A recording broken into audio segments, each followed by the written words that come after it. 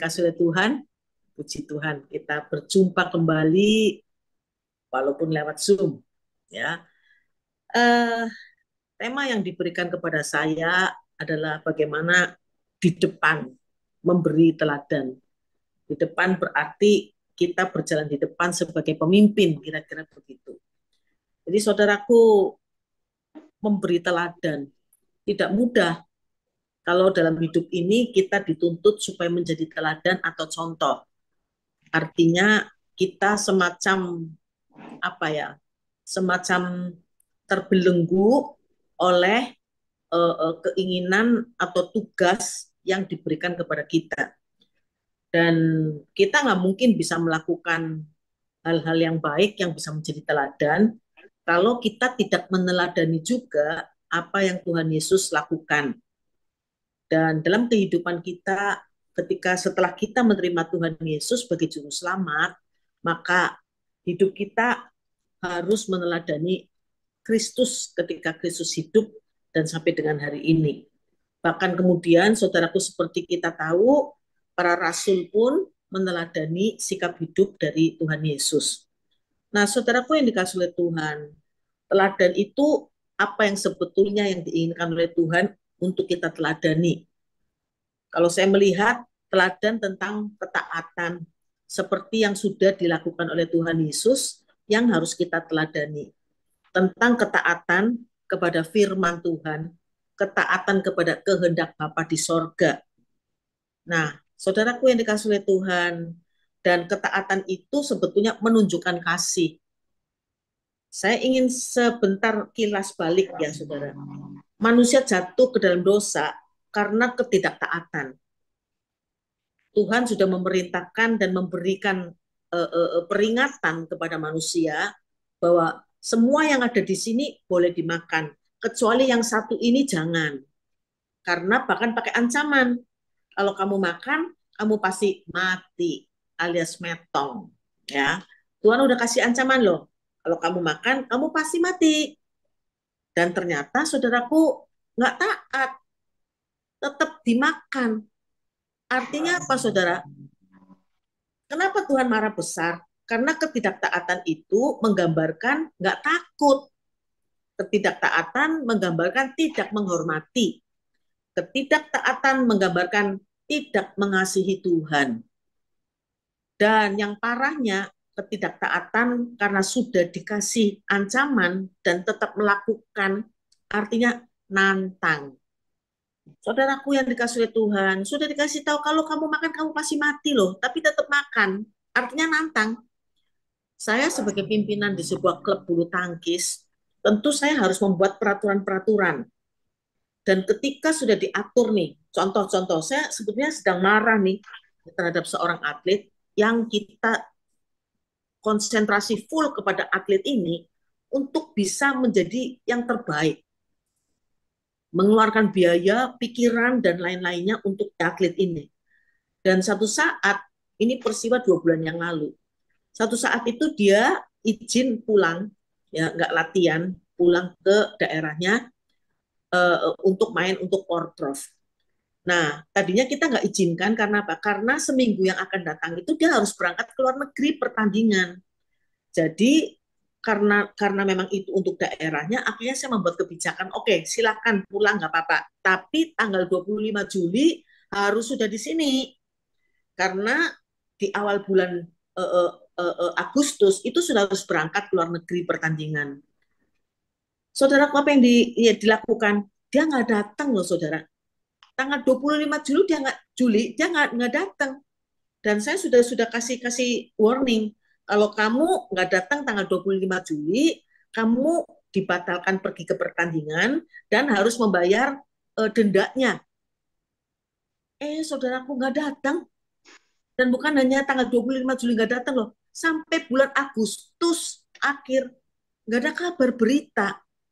Jadi ketika dia datang, saudaraku, di akhir bulan Agustus itu dia datang, saya marah, saudaraku, ya. Kemudian saya langsung dia kasih surat peringatan dan saya batalkan semua pertandingan-pertandingan.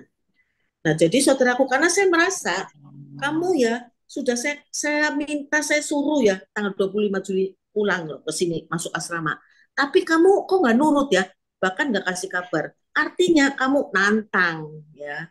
Jadi saudaraku yang dikasih oleh Tuhan, sekali lagi manusia jatuh ke dalam dosa karena memang tidak taat, saudaraku. Jadi saudara, kalau menurut saya teladan yang harus kita lakukan yang mencontoh kepada Yesus itu tentang ketaatan. Saudara, taat kepada perintah Bapa di sorga, ya, taat untuk melakukan kasih. Tuhan Yesus, saudara, taat sampai mati, bahkan sampai mati di atas kayu salib. Taat, saudara, tidak melakukan dosa, tapi yang dia lakukan adalah melakukan perintah Bapa di sorga. Saudaraku yang dikasih oleh Tuhan, hukum kasih udah jelas, kita semua tahu. Kalau kita baca dari Matius pasal 22 ayat 37 sampai 40, itulah hukum kasih. Saya akan bacakan kembali untuk saudara-saudara sekalian karena saya yakin semuanya sudah hafal. Jadi saya bacakan saja ya. Di situ dikatakan, kasihilah Tuhan Allahmu dengan segenap hatimu, segenap jiwamu, segenap akal budimu. Itulah hukum yang terutama dan pertama. Hukum yang kedua, kasihlah sesamamu manusia, dan kemudian saudaraku, seperti dirimu sendiri. Nah, pada kedua hukum ini tergantung seluruh hukum Taurat dan kitab para nabi. Itulah hukum kasih, kasihilah Tuhan Allahmu dengan segenap hatimu, segenap jiwamu, segenap akal budimu. Itu adalah hukum yang terutama dan paling utama, saudaraku. Kasih. Dan kasihi sesama manusia. Saudaraku yang dikasihi Tuhan, seperti dirimu sendiri. Artinya sebetulnya, saudara, Tuhan juga oke-oke saja tidak melarang kita mengasihi diri sendiri. Tetapi Tuhan ingin supaya kalau kita mengasihi diri sendiri juga mengasihi orang lain seperti kita mengasihi diri sendiri. Itu artinya. Nah, saudara, kalau berbicara soal kasih, saudara, artinya apa? Artinya apapun yang terjadi tidak pernah berubah. Semua boleh berubah. Dunia berubah-ubah, tapi kasih kita tidak berubah. Seperti Tuhan Yesus terhadap kita, mengasihi kita. Artinya apa? Kita berubah-ubah. Kadang setia, kadang nggak setia. Ya, kadang baik, kadang nggak baik. Tapi kasih Tuhan kepada kita tidak pernah berubah. Nah, saudaraku yang dikasihi Tuhan, Tuhan memberikan kepada kita contoh. Saya tahu kalau manusia itu ya saudara, nggak mungkin bisa kalau nggak ada teladan, nggak ada contohnya. Makanya saudaraku yang dikasihi Tuhan, salah satu motivasi atau rencana Tuhan untuk menjadi manusia adalah memang memberikan contoh, teladan tentang ketaatan, tentang kasih. Karena apa? Karena manusia kalau nggak ada contohnya tuh nggak bisa. Dan Tuhan sudah kasih contoh. Kita tahu, saudaraku yang dikasihi Tuhan, bagaimana Tuhan Yesus itu ketika ditangkap, dihakimi, saudara, dan bahkan ketika ditangkap itu yang menyerahkan Tuhan Yesus itu murid yang dikasihi loh, Yudas loh, saudara. Ya, Yudas itu sekitar 3 tahun itu bersama-sama dengan Tuhan. Dan saudaraku, menurut saya sih, ini menurut saya ya saudara, Yudas juga sebetulnya cinta Tuhan, toh. Cuman dia lebih cinta kepada uang. Makanya saudara ketika dia berpikir nih, Yudas berpikir kalau Tuhan ditangkap itu bisa menghilang, kira-kira gitu ya saudara ya. Makanya ketika ternyata Tuhan bisa ditangkap, dipukulin, dihajar habis-habisan, dan nggak bisa hilang, nggak bisa menghilang, menderita. Di situ mulai sedih Yudas. Nah saudaraku yang dikasihi Tuhan, Yudas mengkhianati Tuhan. Petrus apalagi saudara, Petrus itu sampai 3 kali menyangkal tidak mengenal Yesus loh. Ya ketika ditanya, ini kamu kan pengikut, oh saya nggak kenal. Bahkan yang ketiga kalinya ketika ditanya oleh orang-orang, kamu kenal Yesus, pakai sumpah nggak kenal Yesus. Emangnya Tuhan Yesus nggak tahu saudara? Tuhan tahu.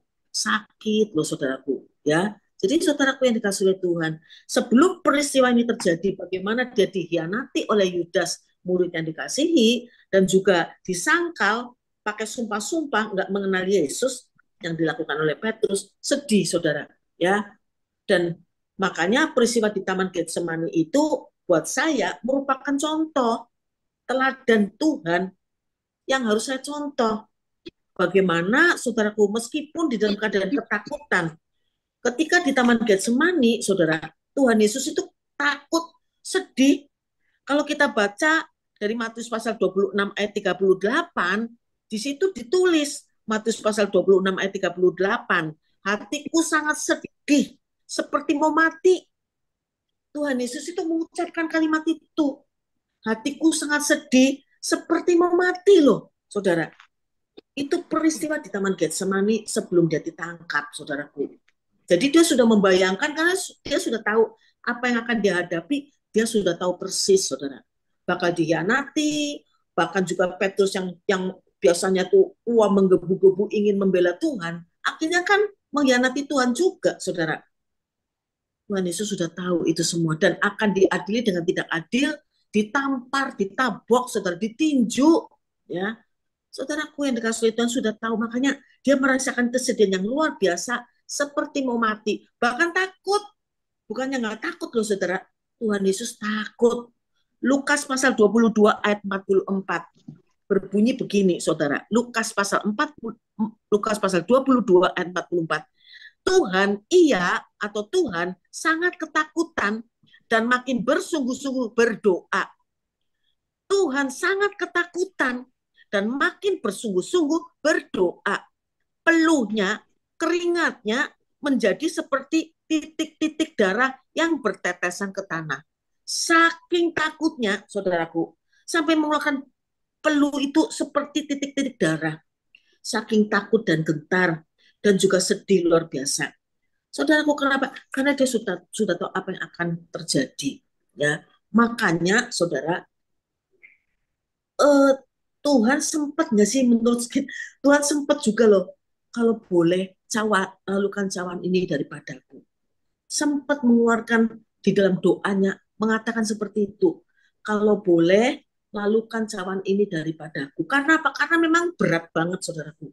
Ya, tetapi saudara, ketika Tuhan membayangkan nih, ya, manusia kalau Tuhan tidak taat, mati bahkan sampai mati di atas kayu salib, keselamatan itu sempurna, saudaraku. Kalau Tuhan nggak taat lakukan itu dengan sempurna, manusia akan masuk ke dalam alam maut. Ya, saudaraku, maka ketika dia berdoa mengucapkan kalimat kalau boleh lalukan cawan ini daripadaku, yang terbayang oleh Tuhan itu apa? Ada teriakan-teriakan, ada kesakitan, penderitaan yang luar biasa di alam maut, saudara. Maka saudaraku, Tuhan takut luar biasa, Tuhan khawatir luar biasa, jangan sampai ada orang atau siapapun juga yang masuk ke alam maut. Ya, maka saudaraku, ketika membayangkan penderitaan yang luar biasa, kalau manusia masuk ke alam maut atau neraka, timbul belas kasihan. Sehingga kalimatnya dilanjutkan, tapi jangan kehendakku Bapa, biarlah kehendakmu saja yang jadi. Taat Tuhan itu meneladani kepada kita ketaatan kepada kehendak Bapa di sorga. Satu kali. Lalu saudaraku berikutnya berdoa dengan kalimat yang hampir sama. Karena Pak kembali membayangkan, kalau boleh lalukan cawan ini daripadaku. Dan kembali Tuhan membayangkan wajah-wajah saudara-saudara ini ya, dan saya, saudaraku ya, berteriak-teriak kesakitan, menderita luar biasa di alam maut. Timbul belas kasihan dan kalimatnya dilanjutkan, tapi jangan kehendakku Bapa, biarlah kehendakmu saja yang jadi. Sampai 3 kali. Bahkan saudaraku, kalimat yang ketiga itu lebih ngenes. Berbunyi begini, kalau sekiranya cawan ini tidak mungkin berlalu kecuali aku meminumnya, artinya Pak, nggak ada jalan lain. Untuk menyelamatkan supaya saudara-saudara dan saya nggak masuk ke alam maut yang mengerikan itu, maka saudaraku kalimatnya disambung. Tapi jangan kehendakku Bapak, biarlah kehendakmu saja yang jadi. Saya sempat bertanya-tanya ke Tuhan ya saudara ya, kenapa kok sampai 3 kali bolak-balik berdoa? Tuhan ingatkan kepada saya, itulah suasana ketegangan seperti kamu ketika mau tanding. Ya, saudara, ketika kita mau bertanding, saudara jangan melihat seorang atlet bulu tangkis misalnya gitu ya, juara, oh seneng ya, bonusnya gede-gede. Saudara jangan salah. Ketika belum latihannya, belum juga ketika mau tanding nih, perut mules saudara. Ya, tegangnya luar biasa. Mau masuk lapangan itu menunggu panggilan itu tegangnya, muntah, ada yang muntah-muntah loh saudara, ada yang terkencing-kencing juga, saking tegangnya. Tuhan ingetin saya, ingat nggak ketika kamu mau main bertanding, kamu menunggu Lim Swicking main. Lim Swicking bertanding, saudara. Jadi setelah Lim Swicking bertanding selesai, saya baru ada panggilan masuk ke lapangan. Itu tegang banget. Saya keluar dari ruang ruang tunggu ya, keluar ke lapangan. Dulu kan nggak ada TV ya, saudara ya. Jadi harus keluar ke lapangan gitu, liatin. Oh, baru game pertama masuk lagi, tegang lagi, muntah-muntah lagi, mules perutnya, saudara. Ya keluar lagi. Oh, game kedua baru poin sekian, masuk lagi, tegang lagi, sampai bolak-balik, saudara. Jadi Tuhan ingetin kepada saya bahwa itulah suasana hati Tuhan yang sedang dalam keadaan tegang luar biasa, saudara. Jadi saudaraku yang dikasihi Tuhan, mari kita merenungkan ya, Tuhan itu sangat takut, sangat khawatir kalau ada yang masuk ke alam maut. Ya, saudaraku khawatir banget tuh karena alam maut itu dahsyat.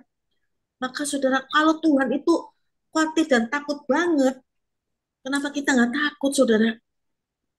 Yang namanya neraka atau alam maut, penderitaan yang luar biasa itu sifatnya kekal, nggak akan ada habis-habisnya. Malam ini saya ingin nakut-nakutin saudara, ya. Jadi saudaraku harus aware, ya, karena Tuhan tuh sangat perhatian kepada kita. Jangan sampai ke sana. Maka kuncinya di mana? Syaratnya apa? Jangan berbuat dosa lagi. Karena upah dosa apa, saudara? Maut. Gak ada kompromi. Upah dosa adalah maut. Makanya Tuhan ingin kita melihat betapa seriusnya Tuhan memandang yang namanya dosa itu. Karena ketika kita berdosa, pasti masuk ke dalam kerajaan maut, saudaraku. Ya, jadi saudara yang Tuhan inginkan, jangan berbuat dosa lagi. Taatilah firman Tuhan, teladanilah aku. Jadi saudaraku yang dikasihi Tuhan, Tuhan Yesus, saudaraku, menjalankan hukum kasih dengan sangat taat. Loh, dia dihianati murid-muridnya, saudaraku. Kemudian dia diolok-olok, dia ditampar, diseret-seret, digebukin, dihajar habis-habisan loh, saudara. Luar biasa. Tapi apa yang terjadi? Saudaraku yang dikasihi Tuhan, tetap mengampuni. Karena yang namanya kasih itu, saudara, salah satunya selalu mengampuni. Jadi saudaraku tidak membalas kejahatan dengan kejahatan. Tuhan nggak membalas. Ya, emangnya Tuhan nggak bisa balas apa? Dicambuk emang nggak bisa balas cambuk lagi? Ya bisa juga, saudara ya. Saudara, tapi kan Tuhan nggak lakukan itu, saudara. Ya, maka firman Tuhan udah jelas, saudaraku, kasihlah sesamamu manusia dan saudara kasihlah sesamamu manusia. Kalau firman Tuhan yang lain di Alkitab yang lain, mata ganti mata, ya kan, tangan ganti tangan. Ya, bahkan saudara kalau kita membaca di Perjanjian Lama dikatakan apa? Kasihlah musuh sesamamu manusia, bencilah musuhmu. Atau kasihi musuhmu, berdoa bagi mereka. Maka Tuhan inginkan ya, Tuhan inginkan jangan begitu. Jangan kasihlah sesama manusia, bencilah musuhmu, jangan. Tapi Tuhan ajarkan kepada kita supaya kita mengasihi musuh kita dan berdoa bagi mereka yang menganiaya kamu. Itulah firman. Bisa nggak dalam hidup ini, saudaraku, kita melakukan itu? Dan saya yakin percaya seperti yang dilakukan juga oleh Rasul Paulus dan para rasul yang lain. Mereka dimampukan untuk melakukan kebaikan dan ketaatan kepada firman Tuhan. Mereka, para rasul yang lain-lain juga selain Rasul Paulus itu mengikuti teladan Kristus. Selalu mengampuni, meskipun dipukulin. Loh, Stefanus ketika dilempari batu sampai mati, dia nggak mengumpat atau mungkin teriak-teriak, Tuhan tolong ini yang lemparin batu saya ya, biar biar biar mampus gitu ya, saudara. Stefanus nggak ngomong begitu. Ya, ketika Stefanus akan menyerahkan nyawanya, dia katakan apa? Ampuni mereka karena mereka tidak tahu apa yang mereka perbuat. Stefanus mencontoh meneladani Tuhan Yesus. Ya, ketika dia disiksa di atas kayu salib, saudara, selalu dan tetap ampuni mereka karena mereka tidak tahu apa yang mereka perbuat. Jadi saudaraku yang dikasihi Tuhan, bagaimana kita dimampukan untuk bisa melakukan seperti yang Tuhan Yesus lakukan, menjadi contoh dan teladan. Saudara, saya yakin dan percaya Roh Kudus yang ada di dalam kita lah, yang dianugerahkan oleh Tuhan kepada kita, Roh Kudus, itu yang akan mengajar kita, yang akan mengingatkan kita kepada setiap perintah dan perkataan Tuhan. Saya yakin dan percaya dengan kekuatan dari Roh Kudus itulah yang akan memampukan kita untuk kita menjadi teladan. Dan itu benar-benar tidak mudah, saudara. Karena, saudaraku, pada dasarnya saya harus jujur. Saya orangnya temperamental. Sebelum bertobat, parahnya luar biasa, saudaraku. Lu jual, gua beli. Nggak ada istilah mengampuni. Kalau saya disakiti oleh seseorang atau dihina orang, pasti saya akan balas kalau bisa 10 kali lipat lebih jahat.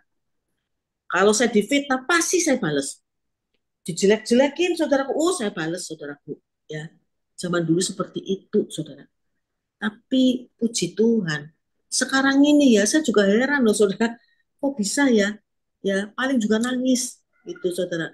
Dijahatin, bagaimana saya kan sebagai pemimpin di sebuah klub, tentu banyak rancangan-rancangan atau program-program yang kita lakukan untuk para atlet ini supaya bisa berprestasi. 2 kali dalam 2 tahun, saudara, saya diperlakukan tidak adil. Karena ada satu atlet yang pertama namanya Sultan, bagus kidal, bagus, saudara. Dan saudaraku, ketika dia main, kita berikan akselerasi pertandingan lebih tinggi daripada kelompoknya, juara juga, saudara. Tapi ketika ada pemilihan masuk ke pelatnas, nggak kepilih.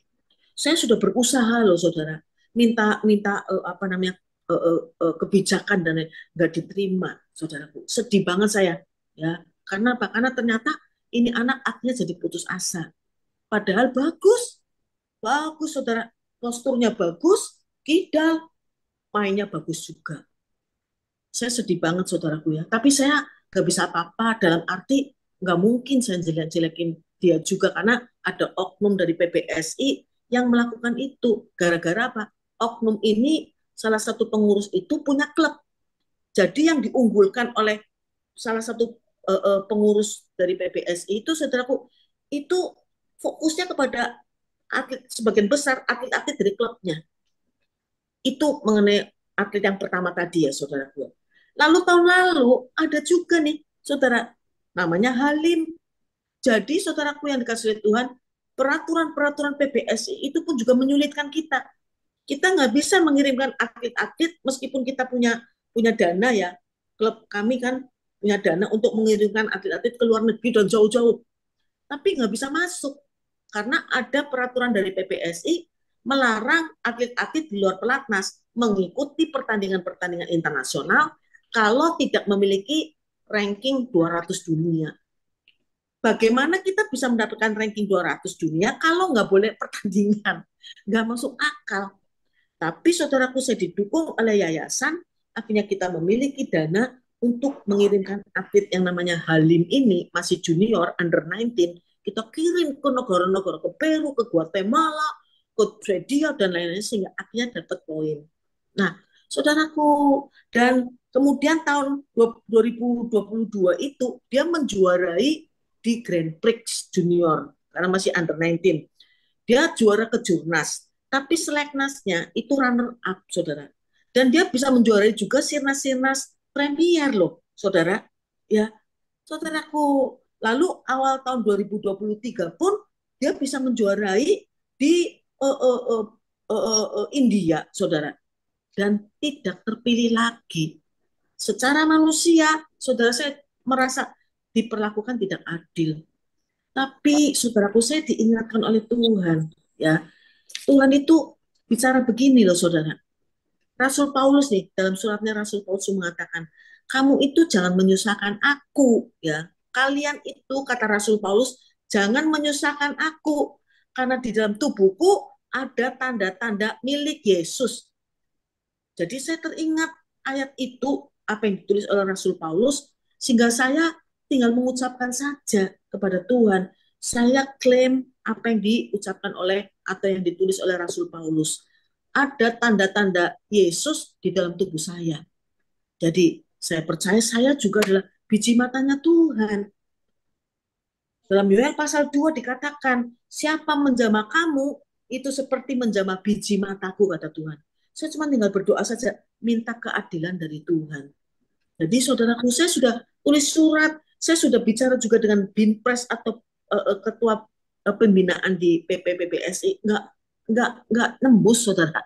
Ini atlet, kalau bukan atlet istimewa, saya nggak akan sodorkan atau minta supaya diperhitungkan atau dapat kebijakan. Nggak bisa loh saudara. Jadi saya cuma curhat sama Tuhan saja, Tuhan yang akan bela saya. Karena ini orangnya kuat banget ya, nggak mungkin saya melawan. Nanti lawannya Tuhan, saya bilang begitu. Dan apa yang terjadi, saudaraku yang dikasihi Tuhan, saat ini orang tersebut yang ada sebagai pengurus PPSI sedang dibully oleh netizen, saudara. Ya, wah itu dikata-katain macam-macam. Saya cuma, ya saudara ya, dipermalukan luar biasa saudara. Jadi saudaraku yang dikasihi Tuhan, maka saudara, saya melihat apa yang menjadi prinsip hidup Tuhan Yesus, prinsip hidup dari para rasul itu harus menjadi teladan buat kita sih. Jangan membalas kejahatan dengan kejahatan. Jangan mau dikalahkan oleh kejahatan. Kalahkan kejahatan dengan kebaikan. Saya tetap baik kepada dia, saudara. Tetapi jangan salah, saya adalah biji matanya Tuhan. Siapa yang menyusahkan saya, itu berarti menyusahkan Tuhan. Jadi saudara yang kasih Tuhan, saya tinggal bagaimana kita meneladani kehidupan Tuhan Yesus dan juga para rasul. Jangan membalas kejahatan dengan kejahatan, tapi doakan orang yang menyusahkan kita. Amin, saudara.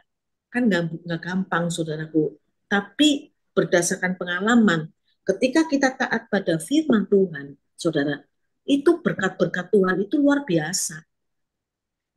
Nggak pernah kepikir. Kalau kita taat, artinya kita itu, saudara, mengasihi Tuhan. Ya, karena kita mengasihi Tuhan, kita taat kepada perintah-perintah Tuhan. Belajar taat, berusaha. Saya bicara begini bukannya saya suci, luar biasa, hebat, selalu taat. Tidak, kadang-kadang gagal juga. Tapi saya berusaha, berjuang untuk taat. Membuktikan saya mengasihi Tuhan. Kalau saya mengasihi Tuhan berarti saya taat semua perintah-perintah Tuhan. Karena begini saudara, ketika kita taat, bukti bahwa kita mengasihi Tuhan, apa yang akan kita terima saudara? Firman Tuhan, janji Tuhan, kita akan menerima Pak. Apa yang tidak pernah dilihat oleh mata, tidak pernah didengar telinga, tidak pernah timbul dalam hati, itu semua yang disediakan oleh Tuhan bagi kita yang mengasihi Tuhan. Amin. Kita akan menerima apa yang tidak pernah dilihat mata, nggak pernah didengar telinga, nggak pernah timbul dalam hati, nggak pernah kepikir, saudara, ya. Bayangkan saudara kasih Tuhan. Saya teringat ya saudara, meskipun ini masa-masa lalu ya, saya nggak pernah membayangkan loh saudara. Anak-anak saya bukan untuk sombong-sombongan ya, tetapi sebagai contoh saja. Nggak pernah kepikir anak-anak saya itu dua-duanya dokter saudara. Yang besar dokter gigi, istrinya dokter gigi. Anak yang kedua dokter umum, istrinya dokter gigi. Loh, saya nggak pernah membayangkan loh saudara, wong bo egi ma egi orang ngerti opo-opo. Saya itu nggak lulus saudaraku ya, tapi coba nggak pernah kepikir. Cuman memang si suami saya pintar sih saudara, istrinya pintar badminton aja ya. Jadi saudaraku, kalau bapaknya memang pintar, tapi benar-benar nggak kepikir. Apalagi ketika anak-anak ini kuliah, saudara, kita dalam keadaan nggak punya duit loh. Saudara, dalam keadaan sedang ada pencobaan masalah pergumulan yang hebat loh di dalam keuangan kita. Nggak mungkin. Tapi coba, Tuhan buka jalan.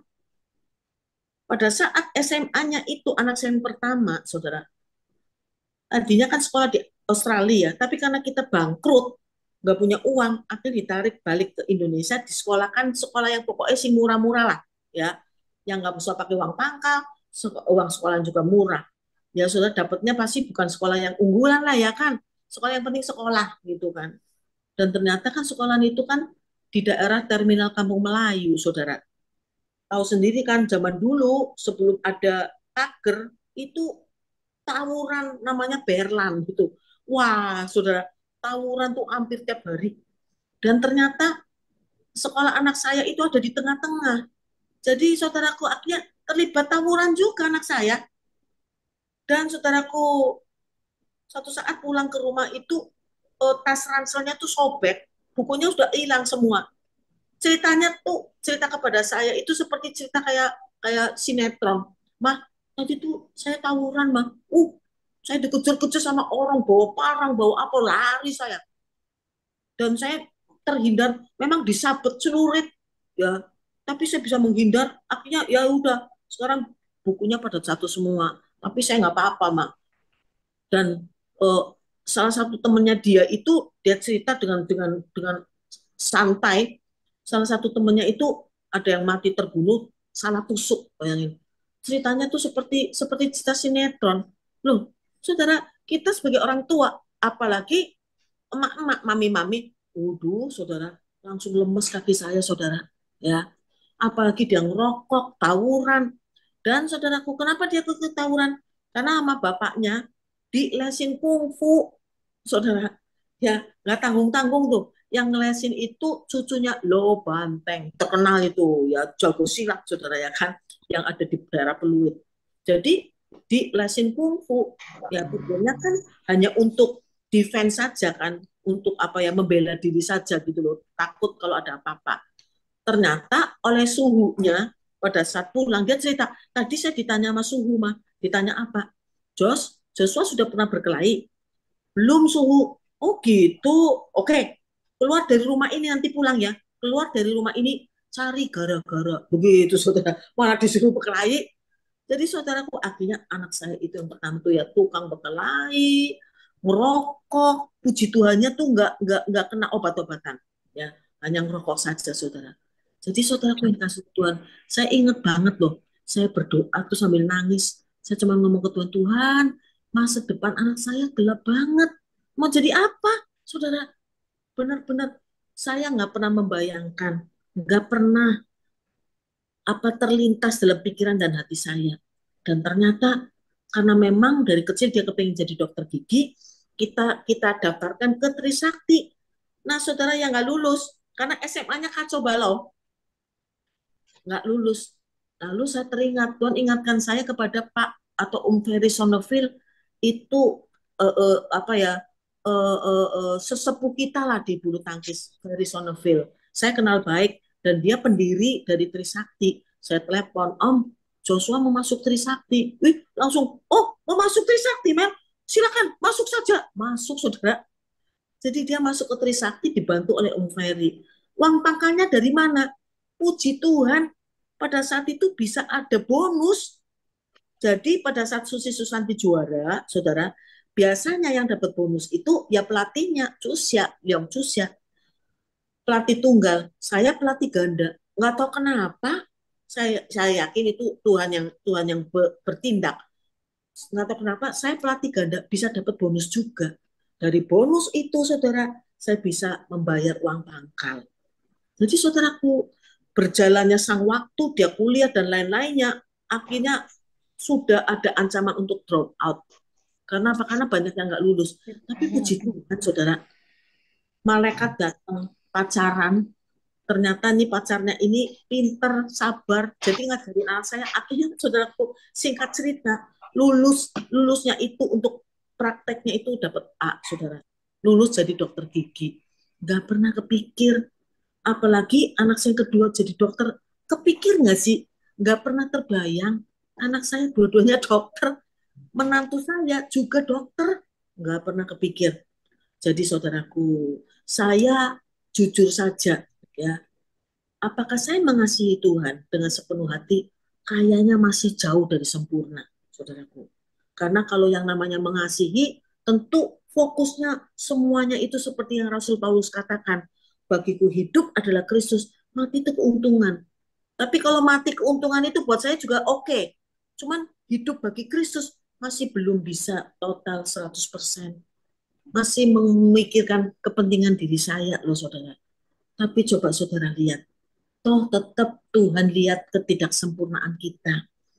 Tapi yang penting Tuhan ingin supaya kita berjuang, berusaha, saudara. Jangan jadi orang Kristen yang tidak pernah berusaha sama sekali untuk lakukan firman. Harus berusaha. Kalau kita sudah berusaha mati-matian sungguh-sungguh, Tuhan juga lihat kok.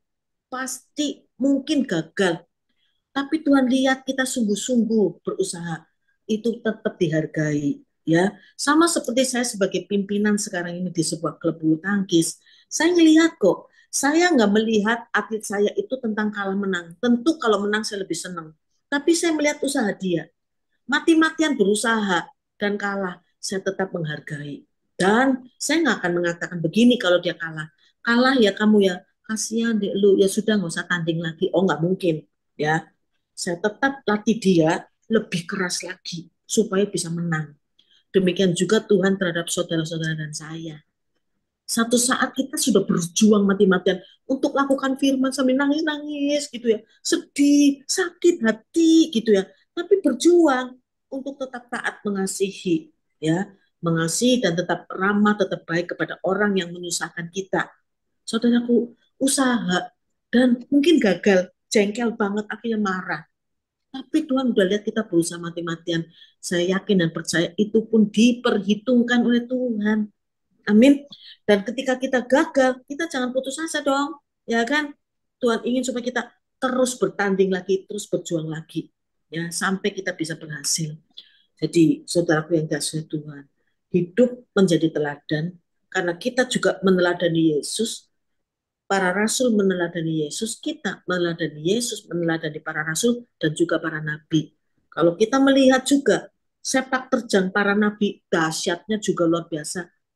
Saudaraku, saya teringat ya, belakangan ini saya sering kali mengupas atau membicarakan tentang Sadrah, Mesah, Abednego.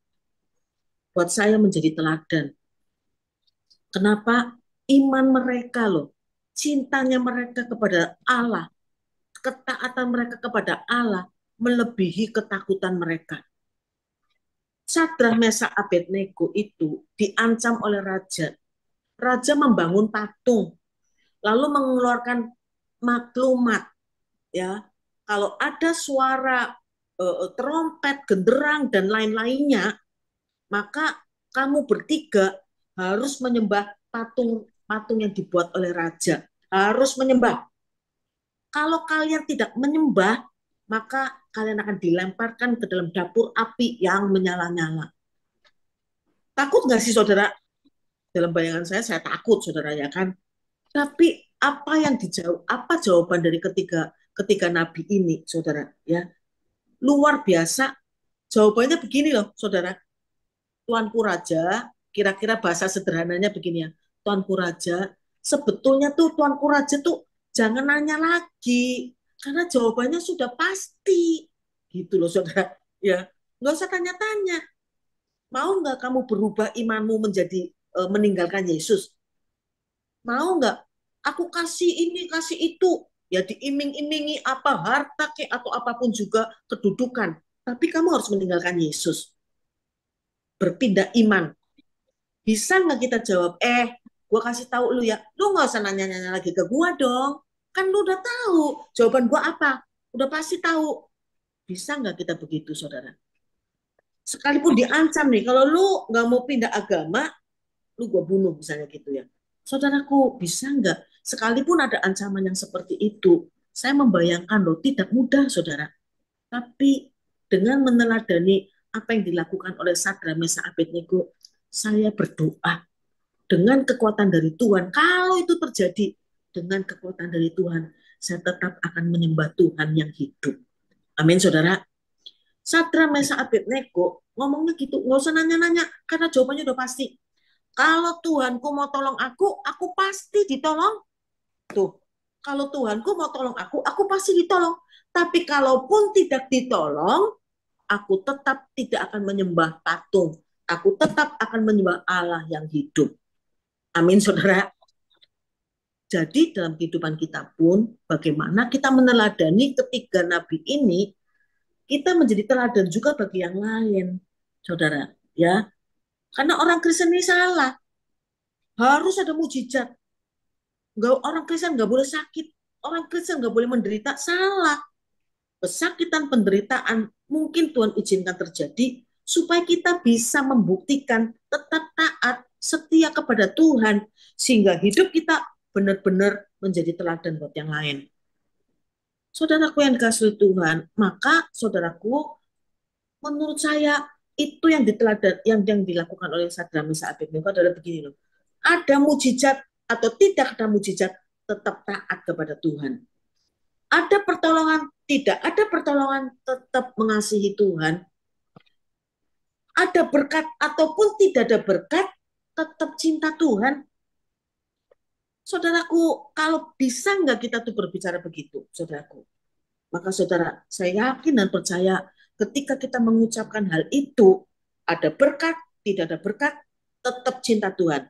Ada jalan keluar ataupun tidak ada jalan keluar, tetap mengasihi Tuhan. Saya yakin dan percaya, saudara, Tuhan akan terharu dan simpati kepada kita.